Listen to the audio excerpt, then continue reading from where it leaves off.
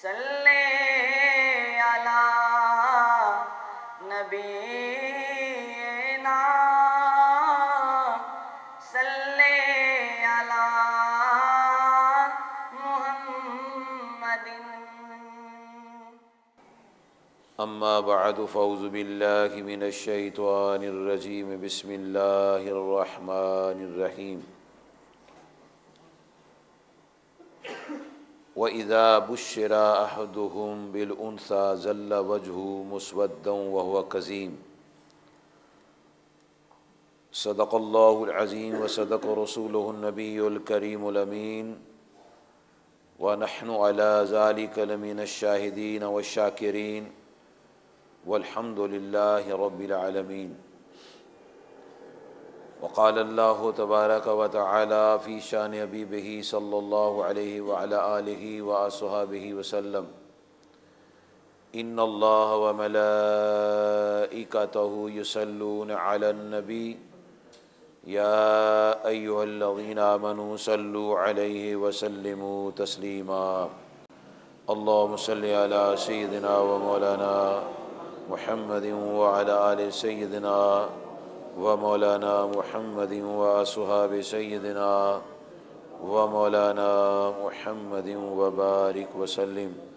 الصلاۃ والسلام علیک یا سیدی یا رسول اللہ وعلی آلک واصحابک یا سیدی یا حبیب اللہ۔ الصلاۃ والسلام علیک یا سیدی یا رسول اللہ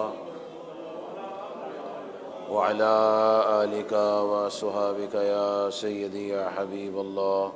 الصلاۃ والسلام علیک یا سیدی یا نبی اللہ وعلی آلک واصحابک یا سیدی یا نور اللہ۔ السلام علیکم ورحمۃ اللہ وبرکاتہ۔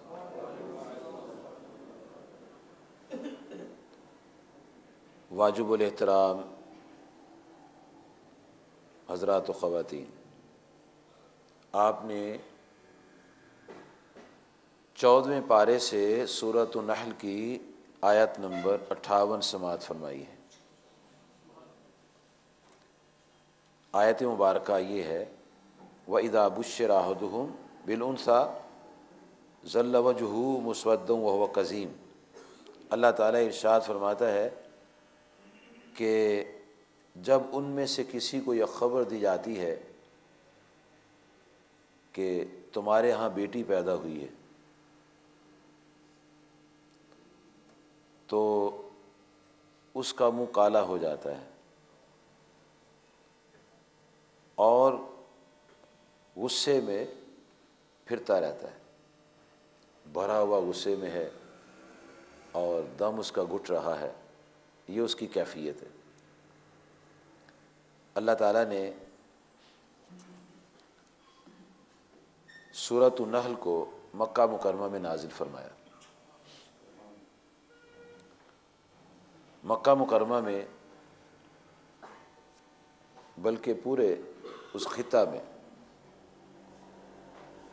معاشرے کی یہ حالت تھی کہ جب لوگوں کے ہاں لڑکی پیدا ہوتی تھی تو وہ ان کے صدمے کا دن ہوتا تھا۔ اللہ تعالیٰ فرماتا ہے کہ وہ جس کے ہاں لڑکی ہوتی تھی وہ چھپتا پھرتا تھا اور غصے سے بھرا رہتا تھا۔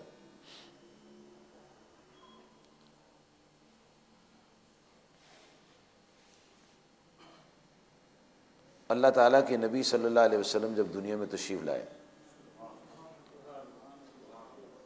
آپ کا اعلان نبوت سے پہلے کا جو پیریڈ ہے، اس وقت بھی آپ پوری انسانیت کی فکر میں رہتے تھے، لوگوں کے دکھ درد میں شریک ہوتے تھے، مصائب میں ان کی مدد کرتے تھے، یتیم و بیواؤں کے کام کر دیا کرتے تھے، ان کے بوجھ اٹھا گھر پہنچا دیا کرتے تھے۔ اور جب کہیں کوئی بچی پیدا ہوتی اور آپ کو پتہ چلتا کہ ان لوگوں نے یہ پروگرام بنایا ہے کہ اس کو زندہ دفن کر دیں گے، تو نبی کریم علیہ الصلاۃ والسلام ان کو جا کر منع کرتے تھے،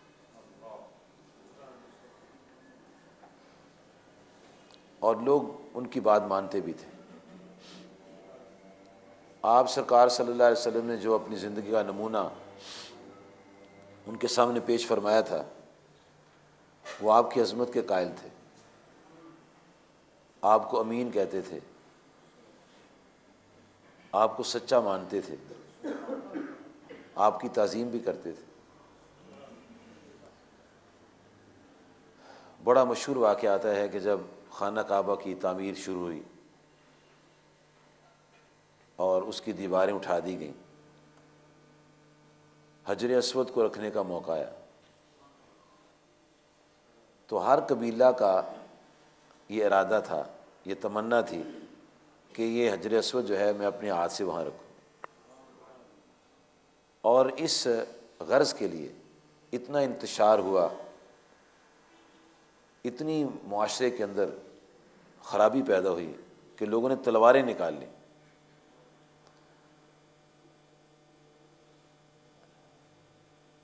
نبی صلی اللہ علیہ وسلم کی زوجہ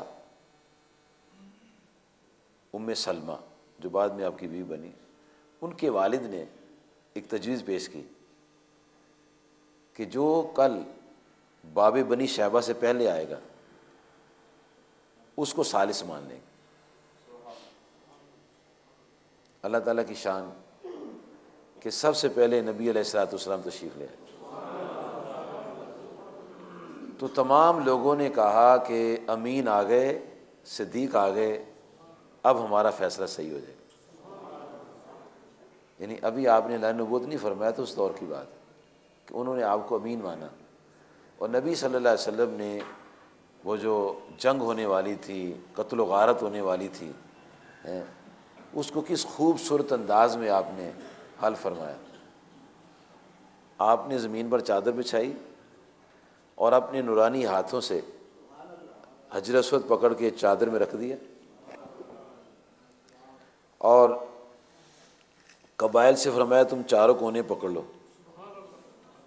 اور اس کو اونچا کر کے اس مقام تک لے آؤ جہاں اس کو رکھنا ہے۔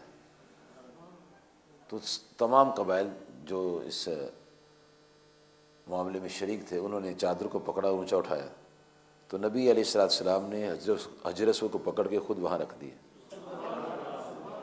تمام قبائل خوش ہو گئے کہ ہم سب کو شریک کر لیے۔ تو نبی صلی اللہ علیہ وسلم ان کے معاملات کو سلجھانے کے لیے اور ان کی خرابیاں دور کرنے کے لیے، اچھائیاں پھیلانے کے لیے، غلط کاموں کو دور کرنے کے لیے تگ و دو کرتے رہتے تھے۔ تو جب کبھی کسی کے ہاں بچی پیدا ہوتی تو آپ کو پتہ چلتا کہ ان لوگوں کے یہاں بچی پیدا ہوئی ہے، وہ اس کو دفن کر دیں گے زندہ، تو آپ ان کو جا کے منع فرماتے۔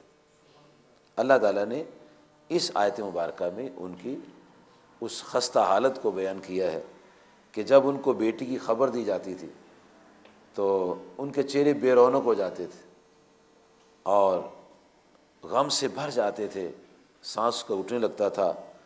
یتوارا من القوم من سوء ما بشر بہ، اور یہ جو ان کو بشارت دی جاتی تھی اس کو برا سمجھتے تھے اور اس کی برائی کی وجہ سے چھپتے رہتے تھے، اور یا پھر یہ کہتے تھے ایمسکہ علی ہون ام یدسہ فی التراب، کہتے تھے یا تو اس کو ہم ذلیل کر کے رکھیں گے یا اس کو ہم مٹی میں دما دیں۔